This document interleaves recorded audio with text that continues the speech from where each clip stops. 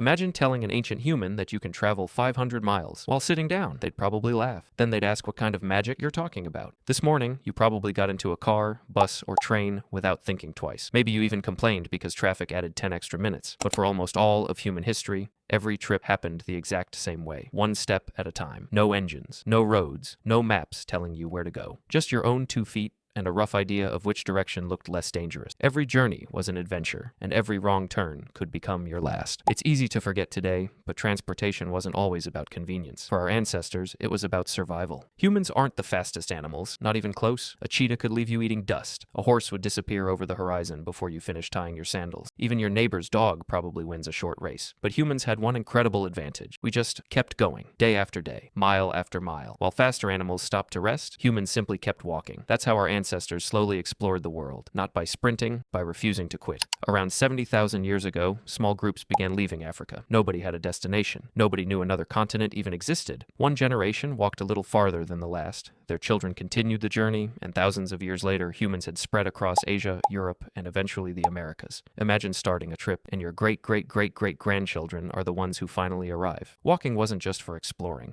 It connected people. Ancient humans traveled huge distances to meet other tribes, trade useful items, and share ideas. Archaeologists have found volcanic stone hundreds of miles away from the nearest volcano. They've found seashells deep inland, far from any beach. That means people weren't wandering around hoping to get lucky. They knew where they wanted to go. Someone had told them about a place with better stone, better food, or people worth trading with. In a way, they had a social network. Except instead of sending a message in 2 seconds, you walked for 3 weeks. Then there was water. A mountain is difficult. A desert is exhausting. But a river? That could stop your journey completely. Imagine finally reaching the place you've been walking toward for days, only to find a river between you and your destination. No bridge, no boat, just a lot of water and a very disappointed face. For thousands of years, rivers acted like giant walls. Then one curious human noticed something interesting. A fallen log floated instead of sinking. Someone climbed on it, somehow didn't drown, and accidentally changed history. The first boats probably weren't carefully designed masterpieces. They were more like, well, this log seems good enough. Let's hope this works. That tiny discovery completely changed humanity. Long before written history, people were already crossing water.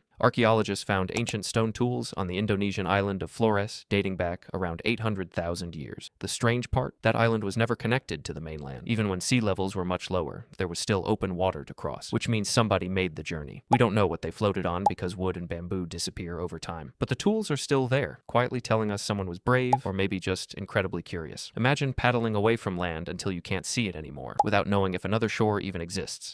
No compass, no GPS, no weather forecast, just hope. Honestly, most of us panic when our phone battery drops below 10%. These people sailed into the unknown with nothing but courage and a floating piece of wood. And then came the Polynesians, who somehow looked at the largest ocean on Earth and thought, yeah, we can cross that. Starting around 3,000 years ago, they built large canoes, loaded them with food, families, and animals, and sailed thousands of miles across the Pacific. They followed stars, ocean waves, birds, and even the shape of clouds to find tiny islands surrounded by endless water. Modern navigators still admire how accurate they were. It's almost unbelievable. Walking helped humans conquer land. Boats helped us conquer water. But there was still one problem nobody had solved. Carrying heavy stuff, humans had figured out how to walk across continents and sail across oceans. But they still had one very annoying problem. Stuff is heavy. Imagine you've just hunted a giant deer. Great news. You have food. Bad news.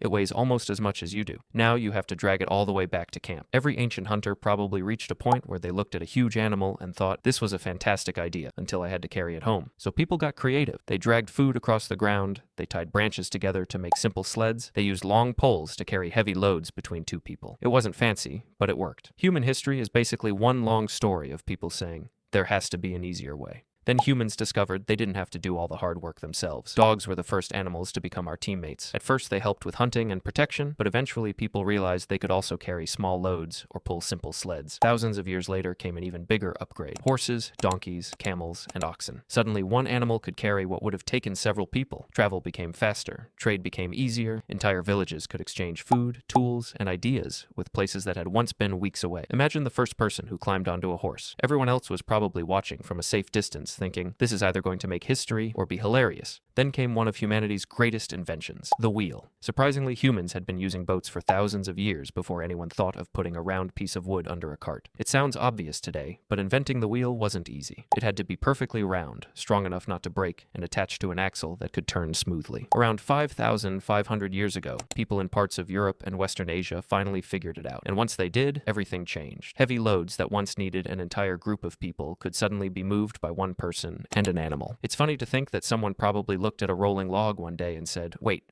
what if we kept doing that?" The wheel didn't just make life easier, it changed civilization itself. Roads were built, carts carried food between towns, farmers moved bigger harvests, merchants traveled farther than ever before. Kingdoms grew because they could move supplies, soldiers, and messages much faster. Over time, transportation kept improving. Sailing ships crossed oceans, steam trains raced across countries, cars replaced horses, airplanes crossed continents in hours. Today, you can fly farther in a single afternoon than your ancestors could travel in their entire lifetime. And if your flight gets delayed by 30 minutes, somehow it feels like the greatest tragedy in history. So here's my question for you. Which ancient invention do you think changed humanity the most? Boats, horses, or the wheel? Let me know in the comments.